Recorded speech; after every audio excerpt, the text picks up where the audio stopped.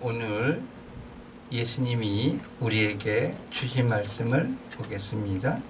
말씀은 마태복음 19장 1절부터 15절 말씀 되겠습니다. 먼저 1절, 예수께서 이 말씀을 마치시고 하고 얘기하시는데, 이 말씀은 어떤 말씀이냐?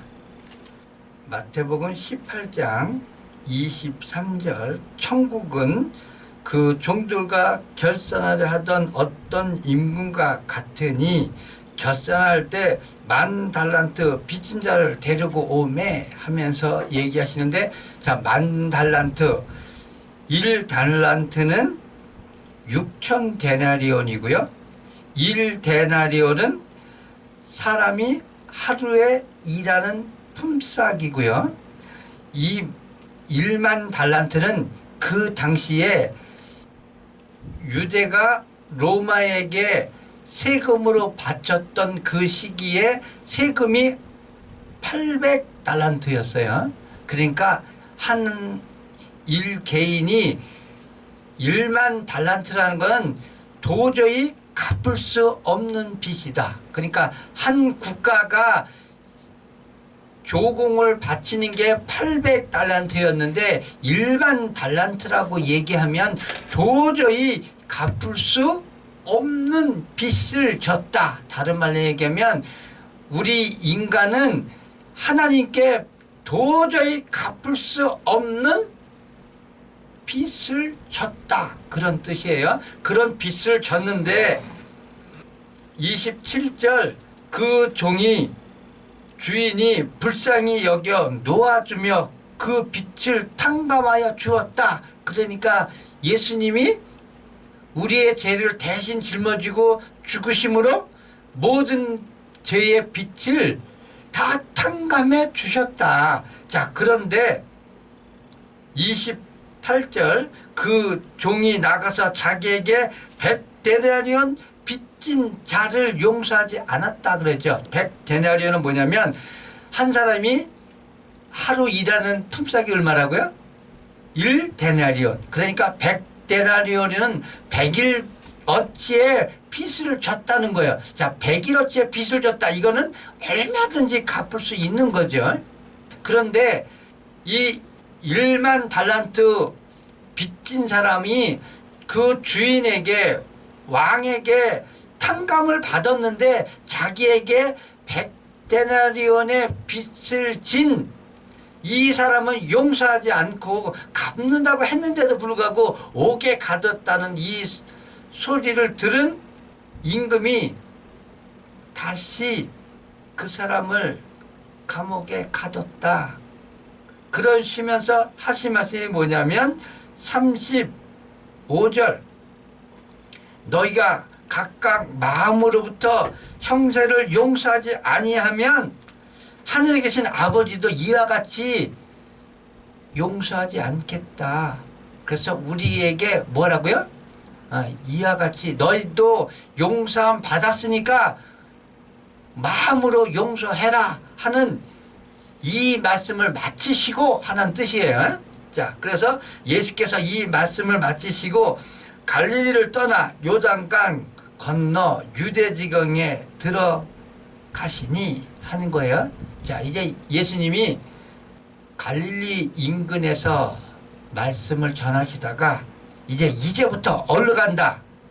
유대지경에 이르니 하고 말씀하시면, 자, 이제 마태복음은 예수님이 갈릴리에서 사역하시고 예루살렘으로 입성하셔서 죽으신 게 뭐다? 네, 마태복음이란 말이에요. 자, 그러므로 자, 이제 요 기점이 언제부터다? 베드로가 마태복음 16장 16절, 주는 그리스도시요 살아계신 하나님의 아들이십니다 하신 말한 이 신앙 고백을 기점으로 해서 이제 주님이 뭘 준비하신다?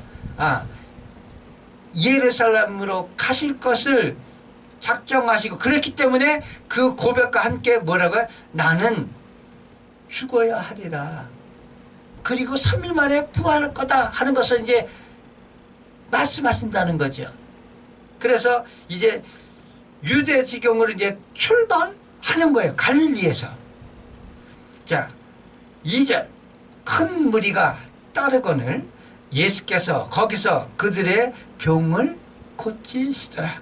이제 갈릴리에서만이 아니고 이제 유대로 가시면서도 이제 사람들의 병을 고치시더라 하는 거죠. 자, 이제 오늘 본문의 말씀으로 들어가겠습니다.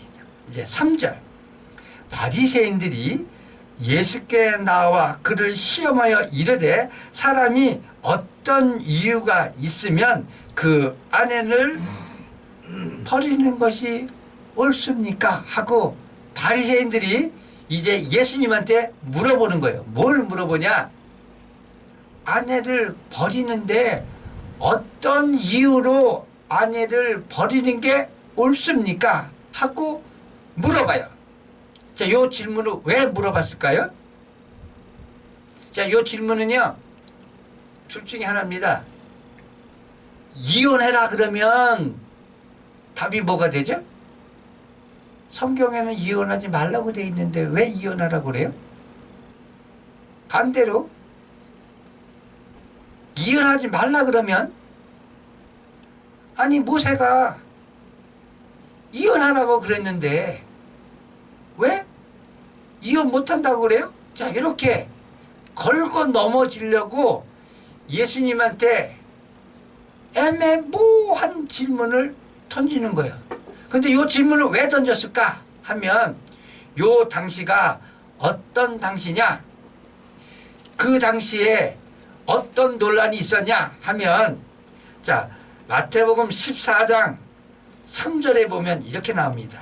전에 헤롯이 그 동생 빌립의 아내 헤로디아의 일로 요한을 잡아 결박하여 옥에 가두었더니, 자, 여기에 보면 헤롯이 그 동생 빌립의 아내 일로 이렇게 돼 있죠. 그럼 이게 무슨 말이야? 자, 그러면 마가복음 6장 17절 보시기 바랍니다.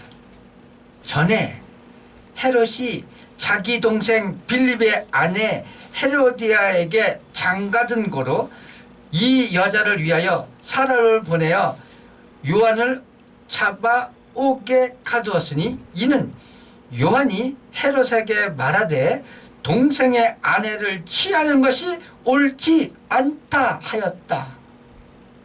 자, 무슨 말이냐면 헤롯이 자기 아내를 이혼하고 버리고 자기 동생 빌립의 아내 헤로디아를 자기 아내로 말아들였어요. 그러니까 사회적으로 뭐가 되죠? 아니, 논란거리가 되는 거예요. 논란거리가. 그러니까 이 논란거리를 예수님이 선지자처럼 하니까 이 논란의 중점적인 거를 예수님한테 물어보는 거예요. 그래서 예수님을 어떻게든지 끌어내리려고. 자, 그래서 물어봤다 이거죠. 자, 그랬더니 4절. 예수께서 대답하여 이르시되 사람을 지으신 이가 본래 그들을 남자와 여자로 지으시고 말씀하시기를 그러므로 사람이 그 부모를 떠나서 아내에게 합하여 그들이 한 몸이 될지라 하신 것을 읽지 못하였느냐. 질문이 뭐라고요? 아내를 버리는 게 옳으냐? 그랬더니 예수님의 대답은 뭐냐면 사람이 그 부모를 떠나서 아내와 합하여 한 몸이 될지니 이것을 읽지 못하였느냐. 그럼 이 말씀이 어딨죠? 이 말씀은 5절 말씀하시기를 그러므로 하면서 여기 기억되어 있죠. 자, 기억 그러면 창세기 2장 24절이죠. 그래서 창세기 2장 24절에 보면 이렇게 기록되어 있습니다. 이러므로 남자가 부모를 떠나 그의 아내와 합하여 둘이 한 몸을 이룰지로다. 그러므로 이혼은 된다 안 된다? 자, 둘이 한 몸인데 한 몸을 자른다? 이게 됩니까? 안 됩니까? 안 되죠. 그래서 예수님은 뭐를 근거로서 얘기하냐면 여호와 하나님이 창조하신 그것에 권위를 두고 바리새인들에게 얘기하는 거예요. 부부는 한 몸이니 이혼할 수 없다. 이게 주님의 대답입니다. 자, 그랬더니 6절 그런즉 이제 둘이 아니요 한 몸이니 그러므로 하나님이 짝지어 주신 것을 사람이 나누지 못할지니라. 자, 이게 뭐라고요? 주님의 대답이라고요. 7절 여짜오되 그러면 어찌하여 모세는 이혼 증서를 주어서 버리라 명하였나이까? 자, 요건 바리새인들이 다시 질문하는 거죠. 아, 여호와께서 둘이 한 몸이니 나눌 수 없어 하고 대답했더니 이제 얘기하는 겁니다. 그러면 모세는 율법에 이혼은 증서 주고선 아내를 버리라고 얘기했는데 그럼 어떻게 된 겁니까? 하고 물어보죠. 요 말씀은 신명기 24장 1절부터 4절 사람이 아내를 맞이하여 데려온 후에 그에게 수치가 되는 일이 있음을 발견하고 그를 기뻐하지 아니하면 이혼 증서를 써서 그의 손에 주고 그를 자기 집에서 내보낼 것이요. 그 여자는 그의 집에서 나가서 다른 사람의 아내가 되려니와 그의 둘째 남편도 그를 미워하여 이혼 증서를 써서 그의 손에 주고 그를 자기 집에서 내보내거나 또는 그를 아내로 맞이한 둘째 남편이 죽었다 하자 그 여자는 이미 몸을 더럽혔은 즉 아내로 맞이하지 말지니 이 일은 여호와 앞에 가증한 것이라. 너는 내 하나님 여호와께서 내게 기업으로 주시는 땅에 범죄하게 하지 말라. 자, 요게 모세가 이혼 증서를 써줘라 하면서 조항을 내준 거예요. 자, 그런데 주목할 게 있어요. 이혼 증서 써주면서 그 아내를 보냈는데 이 아내가 여기 보면 다시 결혼하죠. 왜냐면 이혼하고 이제 증서를 줬으니까 그거를 근거로 해서 이 여자는 다시 결혼할 수 있어요. 자, 그런데 다시 이제 둘째 남편도 미워하여 이 여자를 내보냈는데 첫째 남편이 아니면 다른 남자가 이 여자를 취하면 뭐가 된다? 여기서 이렇게 돼 있죠. 여호와 앞에 가증한 것이다. 그러면서 말하는 게 있어요. 내게 기업으로 주시는 땅을 뭐하게 한다? 범죄하게 한다. 이것 때문에 뭐하지 말라? 이혼하지 말라고 얘기하는 거예요. 이혼하면 이유는 뭐다? 딱 한 가지 있어요. 여인이 범죄하면이. 그때 외에는 이혼하지 말라고 얘기하고 있어요. 모세는. 자, 그러니까 8절 예수께서 이르시되 모세가 너희의 마음에 완악함 때문에 아내를 버림을 허락하였거니와. 왜 허락했다고요? 너희의 마음이 완악해서 어쩔 수 없이 허락했다는 거예요. 자, 그러므로 여기에는 뭐가 있냐? 여호와께서 법을 정하고 우리에게 둘이 한 몸이 돼서 헤어지지 말라고 말씀하셨지만 사람들의 완악함을 보시고는 이렇게 하면 이 정도는 내가 허락할게 하는 주님의 마음이 들어가 있어요. 여기에. 그러면서 이 법을 줌으로 인해서 어떤 게 들어가 있느냐? 우리나라도 그렇고 유대 사회도 그렇고요. 옛날에는 남자들이 아내를 어떻게 취급했을까 하면 자기의 종속물로 취급했어요. 마태복음 18장 25절 갚을 것이 없는지라 주인이 명하여 그 몸과 아내와 자식과 모든 소유를 뭐라고요? 팔아죠. 그러면 아내가 뭐예요? 내 종속물이라고.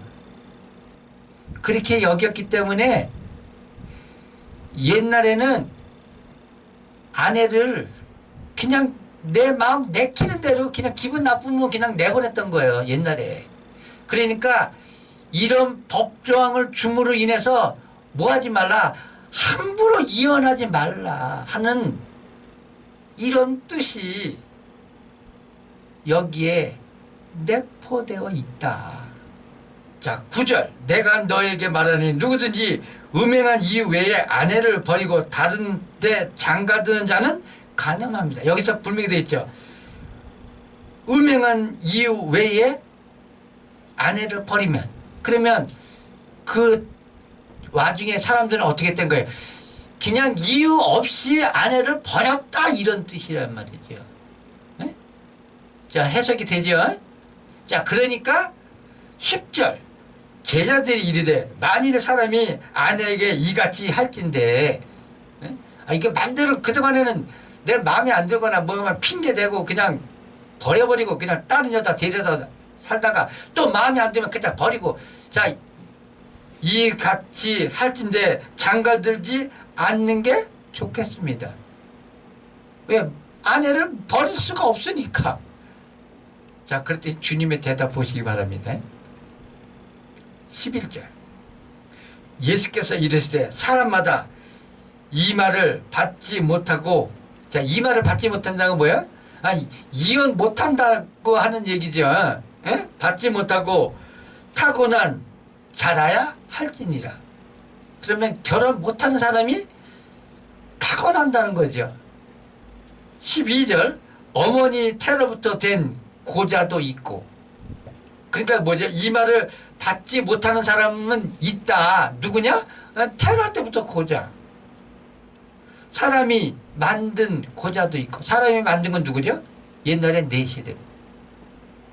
천국을 위하여 스스로 고자된 자도 있다. 자, 스스로 고자된 자 뭐예요? 제가 예를 들게요.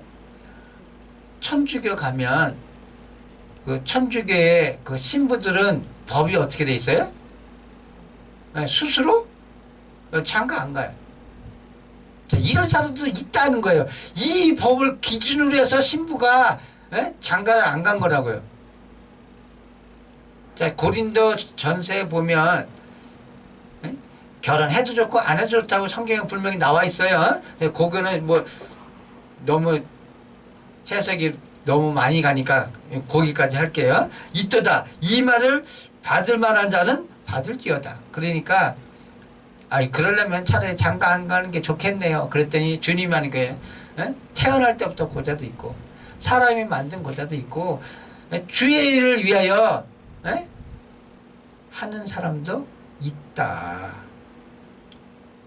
13절 그때 사람들이 예수께 안수하고 기도해 주시기를 바라고 어린 아이들을 데리고 오매 제자들이 끄집거는.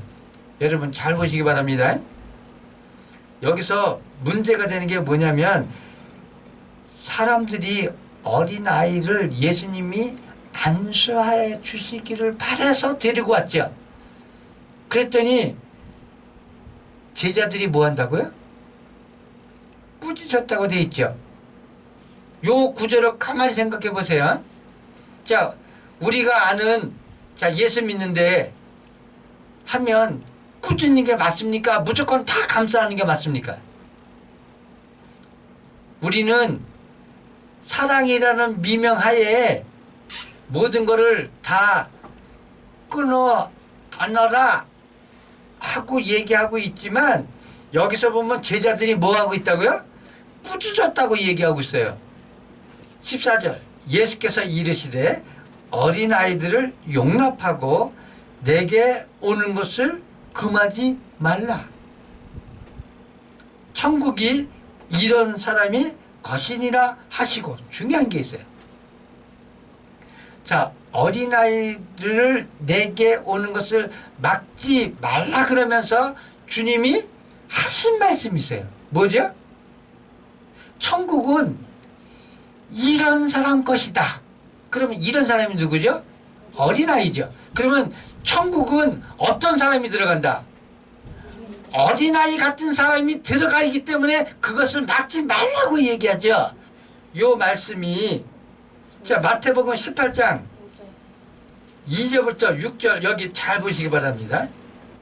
3절 볼게요. 마태복음 18장 3절. 진실로 너희에게 이르노니 너희가 돌이켜 어린 아이들과 같이 되지 않으면 결단코 천국에 들어가지 못하리라. 자, 그러면 어린아이 그러면 뭘 빗대서 얘기한 거예요? 어린아이는 전폭적으로 부모를 의지해요. 어린아이는 전폭적으로 부모를 믿어요. 어린아이는요, 전폭적으로 부모가 세상에서 최고예요. 맞습니까? 틀립니까? 자, 그러면 우리가 주님을 믿는데 어떻게 믿어야 된다? 우리는 주님을 믿을 때 어떻게 해라? 전폭적으로 믿어라. 전폭적으로 신뢰해라. 이거 말씀하는 거예요. 자, 잘 보시기 바랍니다. 어린아이들이, 자, 부모한테 뭐 맡겨진 거 있어요? 맡겨둔 거 아무것도 없죠? 그렇지만 내가 필요한 거 있으면 뭐예요?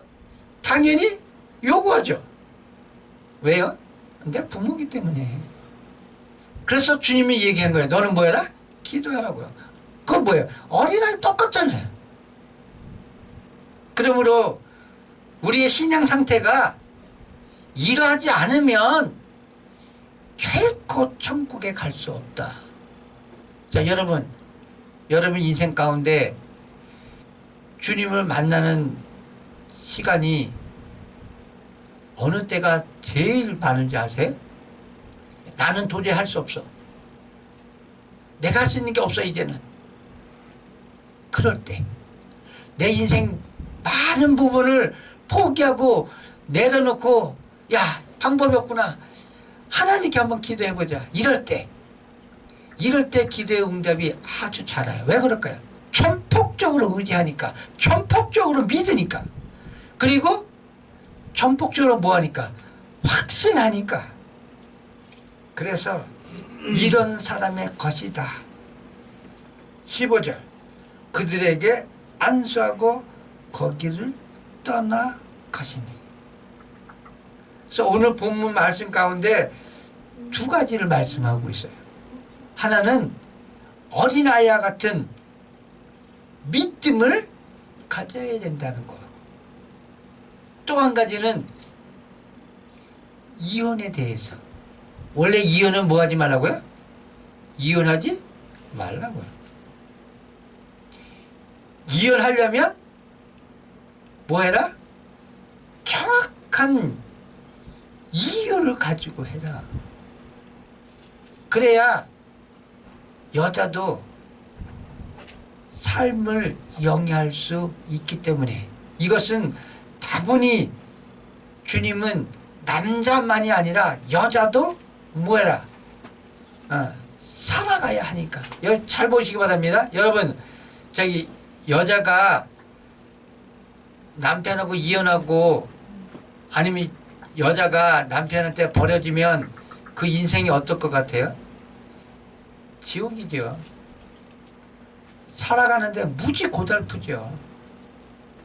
그래서 여기에도 주님의 정신이 깃들어 있다. 이 말씀에 의해서 여러분 행복한 부부 생활을 하시고요. 또 한 가지는 예수를 믿되 어떻게 믿어라? 어린아이와 같이 믿어라. 그러면 천국이 우리 것이다. 이 은혜가 여러분에게 차고 넘치시기를 예수 이름으로 축원합니다.